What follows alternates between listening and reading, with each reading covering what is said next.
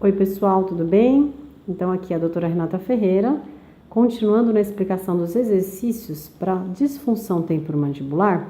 Eu gosto de colocar bem nessa região, tá? A fisioterapia eu faço essa liberação dessa musculatura, agora do masseter, a porção externa dele, onde eu faço os movimentos circulares bem na região onde tem a origem dele, aqui na região do arco zigomático até a inserção no ângulo de mandíbula. E aí eu consigo liberar todo esse músculo que está também contraturado através do bruxismo.